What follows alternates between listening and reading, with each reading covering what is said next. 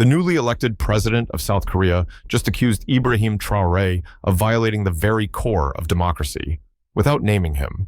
He branded leaders who rise through force as illegitimate. The message wasn't subtle, it was deliberate. As the article hit the pages of The Atlantic, it didn't just spark debate, it lit the fuse of a political confrontation the world didn't see coming. When President Lee Jae-myung's article appeared in The Atlantic, the global political landscape shifted instantly. Lee had carefully chosen every word. His criticism was precise, though he never explicitly mentioned his intended target. Still, anyone familiar with recent global events immediately understood. Lee wrote clearly, democracy born from military power could never be genuine democracy. It was a simple sentence, but its implications echoed far beyond Seoul. Analysts worldwide recognized the subtle jab directed toward one specific leader, Ibrahim Traoré, the president of Burkina Faso. Traoré had come to power through a popular military uprising the previous year, a fact Lee indirectly questioned. As soon as the article spread online, global newsrooms buzzed. Commentators debated fiercely. In Wagadugu, Ibrahim Traoré quietly absorbed every line.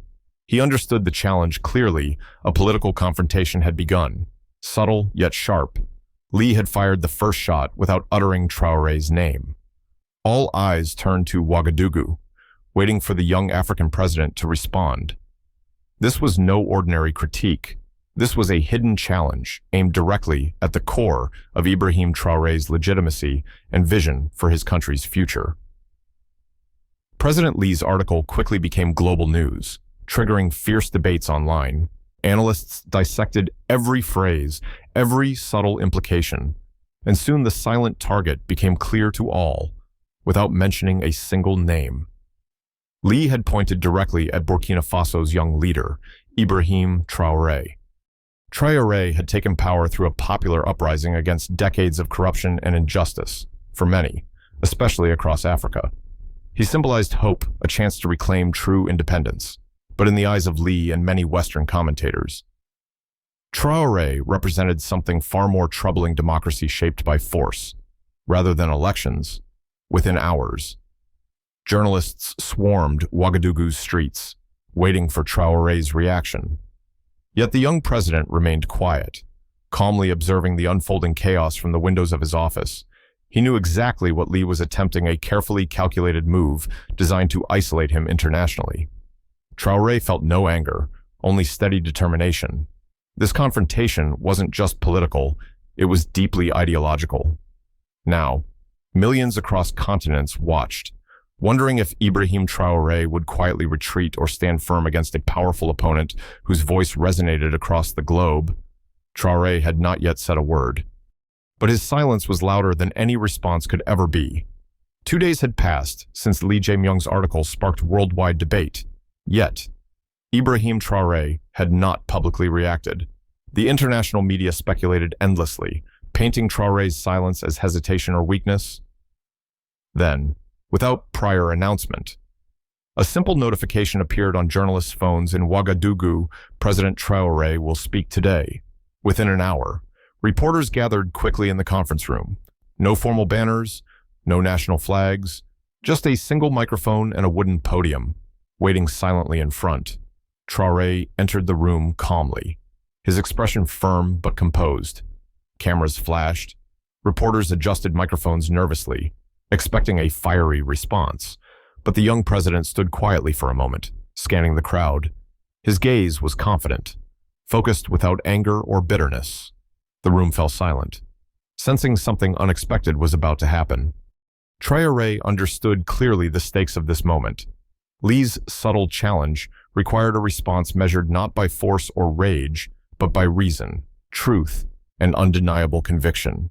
As he stepped closer to the podium, the world held its breath. Ibrahim Traoré was finally about to speak, not as a military leader, but as a statesman ready to define the true meaning of democracy. Standing confidently at the podium, Ibrahim Traoré began speaking in a clear, calm voice, his presence instantly commanding attention. He wasted no time confronting Lee's central accusation directly, addressing the unspoken yet obvious criticism. Traoré emphasized that democracy was more than merely elections and procedures. It was about genuine power belonging to the people, free from foreign interference, free from corruption, free from fear. His words sliced cleanly through the tension in the room. He questioned the very logic behind the idea of democracy being a standardized product exported globally. Could genuine democracy truly flourish under conditions imposed from abroad with calm intensity? He highlighted a stark reality. Nations that boasted loudly about democracy often had their policies shaped by foreign armies stationed within their borders, without naming South Korea directly. Traoré clearly referenced the tens of thousands of foreign troops stationed there, influencing critical national decisions. In a firm, unwavering voice, Traoré declared democracy is not a commodity to be packaged, shipped, and imposed from outside. It is the rightful expression of a people's will, born from their struggles, shaped by their history, and decided by no one but themselves. He argued sharply that legitimacy wasn't defined solely by elections, especially when those elections were manipulated or controlled by elites who had long betrayed their people's trust. Traoré then openly confronted the narrative that he had simply led a military coup. He reframed it boldly, asserting that the uprising he led was, in fact, the people's last desperate plea for justice, a necessary act when every peaceful avenue had failed. He calmly, methodically dismantled Lee's central argument. Reminding the world of the core truth they had ignored: democracy was never meant to be a rigid system. It was a living ideal, constantly reshaped by the voices and aspirations of those it served. His clarity stunned the room into absolute silence. Traoré had shifted the debate decisively from himself back onto the fundamental nature of democracy. His response was not merely defensive, it was an intellectual counterattack, turning Lee's accusation into an opportunity to speak deeper truths. When he stepped away from the podium, it was clear Ibrahim Traoré had not only answered his critic, he had also defined himself as something more than a military leader. He stood now as a powerful advocate for a new vision of democracy, independent and authentic, guided by the needs of the people he served. Traoré's powerful response quickly resonated worldwide. Within hours, the confrontation shifted from a personal dispute into a global debate about democracy itself. Commentators split into two distinct camps, each passionately defending their vision of democratic governance. On one side stood President Lee Jae-myung and the nations aligned with Western-style democracy. They emphasized structure, stability, and procedure. Lee's supporters argued that democracy required clear rules, fair elections, and international standards. To them, Traoré represented instability, a man whose power stemmed from guns rather than votes. On the opposite side were voices echoing Ibrahim Traoré's stance, emphasizing that democracy should arise authentically from the people's struggles. Activists, intellectuals, and citizens from Africa to Latin America began to openly question the traditional narratives. They asked challenging questions. Were elections democratic if they only legitimized corrupt leaders? Could democracy imposed from abroad truly represent the people? This growing global divide wasn't just theoretical, it carried emotional weight. Across continents, millions of people saw themselves in Traoré's words. To them, democracy wasn't abstract, it was personal. It was freedom from foreign influence, a chance for dignity and genuine self-determination. Traoré's response had not just sparked debate, it had unleashed a fundamental challenge. Two visions, once quiet, now stood face to face, openly confronting each other before the world. Ibrahim Traoré had shifted the conversation, redefining democracy as something beyond elections or speeches. Democracy, he insisted, must belong entirely and authentically to the people it claimed to represent. The confrontation between Ibrahim Traoré and Lee Jae-myung escalated rapidly. Though neither leader openly mentioned the other by name, their clash was invisible yet deeply felt across international media and diplomatic channels. President Lee remained intentionally distant, maintaining a position of quiet superiority. He refused interviews, letting his original statements in The Atlantic speak for themselves.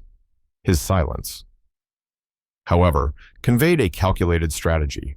Lee knew his argument represented stability, tradition, and international norms values reassuring to many global powers. On the other hand, Ibrahim Traoré deliberately took a different approach.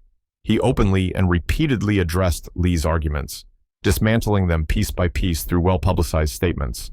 Every speech and interview became an opportunity to highlight his alternative vision, a democracy rooted deeply in self-determination, dignity, and genuine popular legitimacy.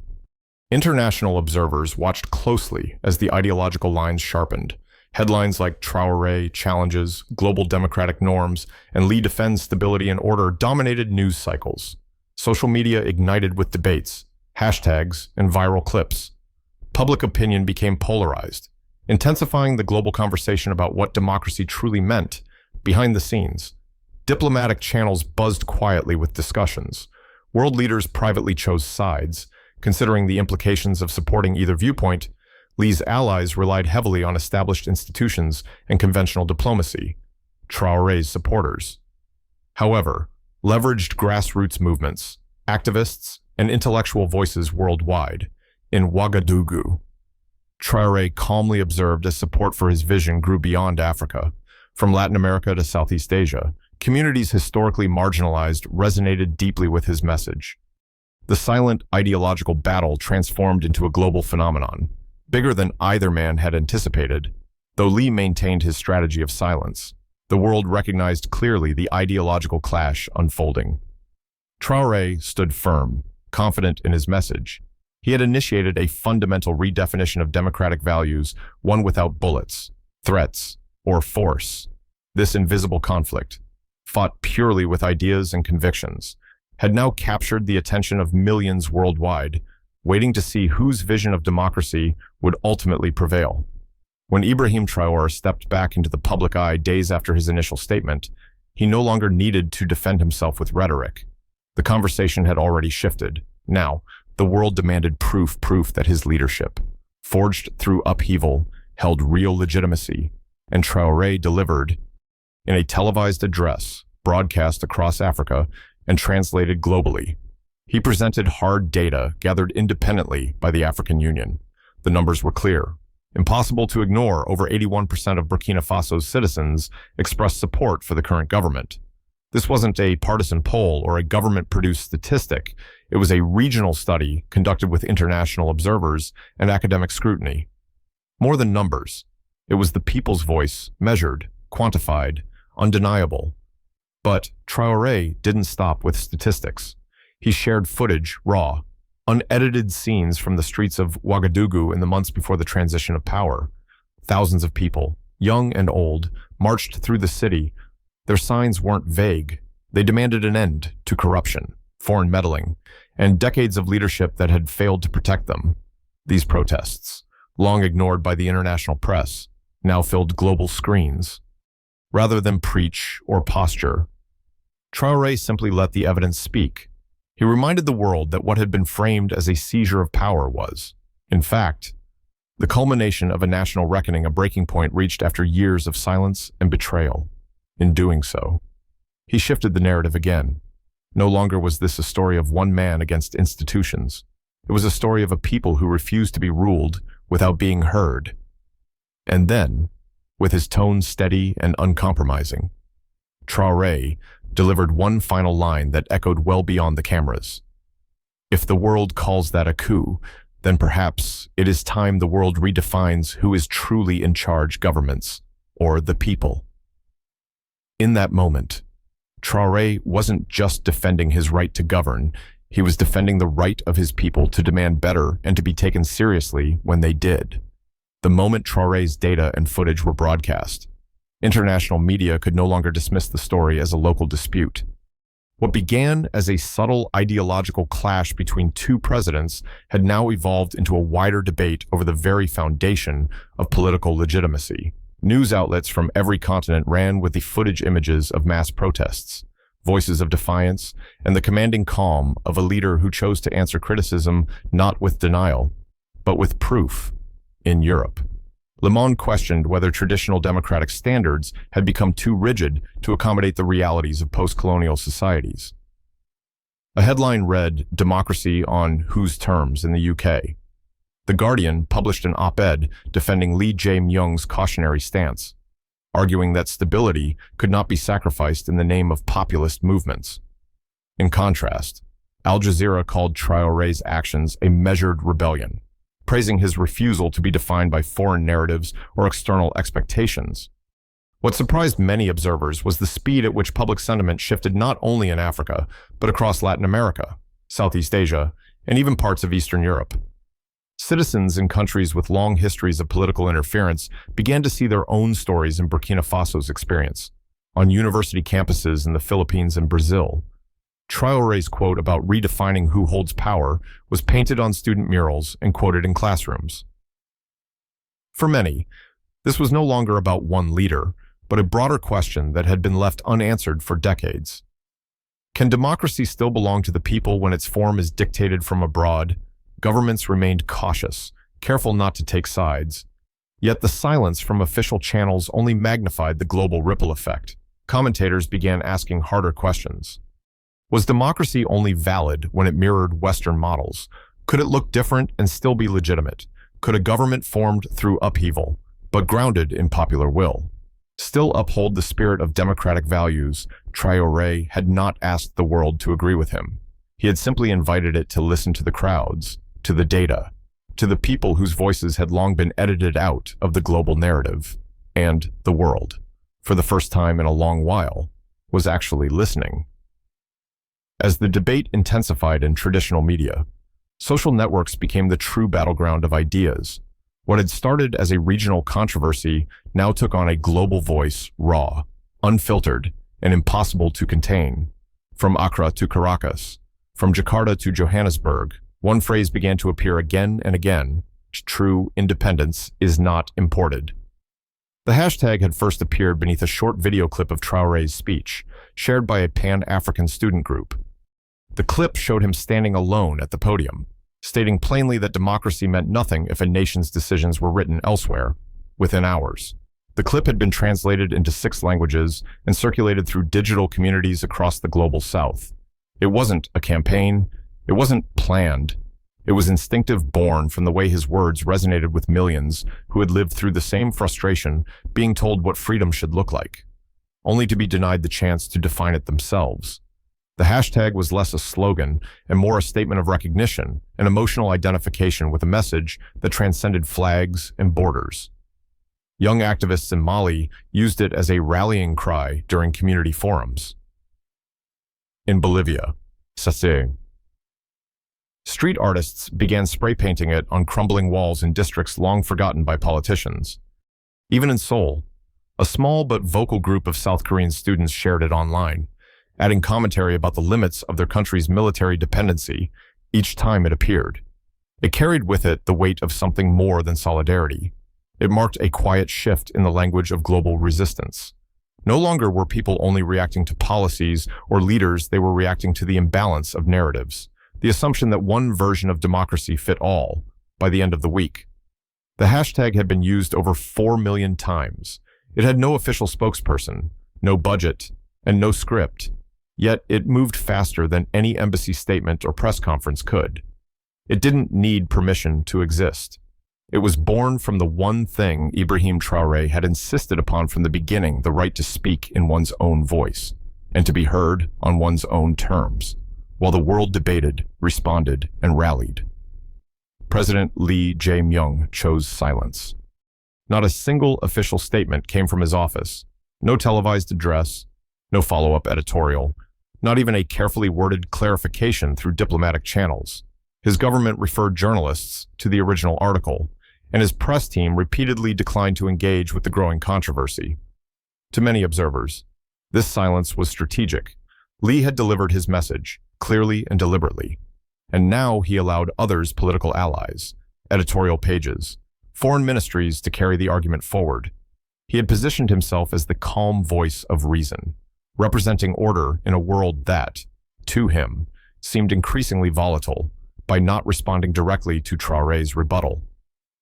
Lee maintained a posture of institutional restraint, signaling that he would not stoop to a personalized exchange. But beyond the political calculus, the silence spoke volumes in ways Lee might not have intended.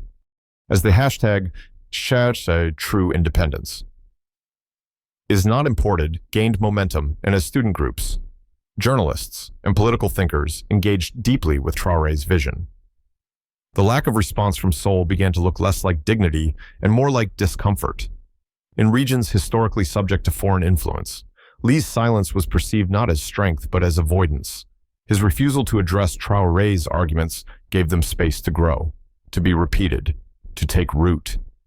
The longer he remained quiet, the louder the voices around him became, not only in defense of Traoré, but in questioning the foundations of the global order Lee was seen to represent. In diplomatic circles, some began to wonder if the initial article had backfired. Instead of isolating Ibrahim Traoré, it had elevated him. Instead of undermining his legitimacy, it had sparked a conversation the author could no longer control. And now, with the world watching closely, it was Traoré, not Lee, who seemed to hold the floor. What began as a quiet strategy to rise above the noise had inadvertently become an absence of presence. And in global politics, absence rarely goes unnoticed. As the public discourse continued to shift in favor of Ibrahim Traoré's message, global institutions, often slow to respond, began adjusting their tone. Though no official apology or endorsement ever arrived, the language of the international community started to change. Traoré's name, once cautiously spoken in diplomatic circles, began appearing in major policy forums with a new weight, not as a subject of concern, but as a voice to be acknowledged. Think tanks in Europe quietly published revised reports on political transitions in the Sahel, framing Burkina Faso's case as unique in context rather than illegitimate by nature. Several African policy journals reprinted excerpts from Traoré's speeches under the banner of alternative democratic frameworks. Even in media outlets that had once questioned his rise to power, op-eds began to appear asking whether conventional democracy had failed to account for historical inequality and post-colonial complexity. It wasn't praise. It wasn't celebration. It was something subtler, but perhaps more significant recognition. In private briefings, advisors to regional organizations started to describe Traoré's leadership as stabilizing in a non-traditional sense. The African Union refrained from criticism, instead calling for deeper engagement with diverse political models emerging across the continent. This carefully worded statement, though cautious, marked a shift in tone, a quiet departure from previous tendencies to denounce any government born outside ballot boxes, outside the halls of power. The sentiment was even clearer. Civil society groups across Africa and Latin America published open letters supporting Traoré's right to define his country's future without external imposition. Activist networks began citing Burkina Faso as an example of what it meant to reclaim not just land or resources, but narrative and meaning. While traditional powers remained measured in their language, the underlying message was unmistakable. The attempt to marginalize Traoré had not only failed, it had unintentionally positioned him as a symbol of principled defiance and democratic reinvention. He had not needed approval to speak, but now, even those who disagreed could no longer ignore what he represented, as institutional recognition quietly unfolded behind closed doors. A more visible and emotional wave was building across the streets, screens, and classrooms of the global South. What had begun as a geopolitical disagreement had now evolved into a generational awakening, one not driven by governments, but by the people long left outside the walls of official discourse. University campuses became early flashpoints. In Accra, Dakar, Manila, and Bogota, student-led panels gathered to debate the meaning of democracy in the 21st century. Quotes from Traoré's speeches were printed on posters, projected in auditoriums, and scribbled in the margins of political science textbooks. His words, spoken without theatrical flourish, but grounded in conviction, had begun to resonate, not as abstract theory, but as lived truth for millions. What struck many observers was the range of places where this resonance took hold. In neighborhoods of Sao Paulo, where local elections had long been undermined by clientelism, Traoré's assertion that legitimacy begins where silence ends was embraced as both slogan and challenge. In villages outside Phnom Penh, young organizers began referencing Burkina Faso in community dialogues about governance and justice. His name became shorthand for the refusal to accept imported systems as unchangeable truths. Even in countries allied with Lee Jae-myung's worldview, small but growing pockets of critical thought emerged. South Korean youth groups, some loosely connected to international student unions, began circulating translated versions of Traoré's speeches online, often paired with reflective commentary about the limits of their own sovereignty under foreign military presence. These movements did not claim Traoré as a perfect leader. They did not elevate him to myth. Instead, they embraced what he represented: the courage to speak plainly, to challenge conventions, and to embody a form of leadership grounded in accountability to one's own people, not to distant approval or imported models. In this way, Traoré's stance had become more than political. It had become cultural, reflected in murals, songs, editorials, and quiet conversations. His words, once intended as a direct rebuttal to a single article, were now echoing through lecture halls, city streets, and digital spaces across continents. And through this, a generation found something it hadn't been given in a long time, not just a reason to resist, but a language with which to do so. In the final weeks following the confrontation, there were no more official statements, no grand declarations, and no follow-up debates staged before the international press.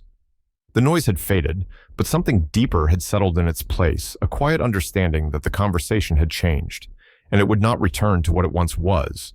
Ibrahim Traoré did not claim victory. He made no effort to frame himself as the winner of a battle, nor did he seek to extend the confrontation beyond what had already been said. Instead, he chose something far more deliberate: silence in strength. After the wave of attention, he retreated from the international spotlight, returning to domestic matters with the same grounded demeanor he had carried from the beginning. But even in his absence, his presence lingered. In a modest square near the center of Wagadugu, he appeared one afternoon, not for a speech, but simply to walk among the people. There were no bodyguards, no stage, and no microphones. It was not a performance. It was a reminder. A child, no older than 10, approached him hesitantly and asked in a quiet voice, "Were you afraid when they spoke against you?" Traoré bent slightly, looked the boy in the eyes, and replied with calm certainty, "No. I'm only afraid when people stop asking why." That moment, caught on a citizen's phone camera, traveled across continents within hours. It needed no translation. It wasn't a political message. It was human, and it was real. In a world where power is often measured by who speaks the loudest or commands the largest audience, Traoré had done something rare. He had turned a defensive position into a moral stance, not by overpowering his opponent, but by standing still while the world moved around him and slowly turned toward him. He had not redefined democracy with force, nor had he rewritten its meaning through slogans. Instead, he reminded millions of something far more enduring. True leadership does not ask for permission to exist. It arrives quietly, not with permission, but with purpose, when the people need it most. Thank you all for watching this video. Please comment and let me know what you think about this story. Please like and subscribe to watch more great content on my channel. Don't forget to like, comment, and subscribe for more inspiring stories of personal growth and empowerment.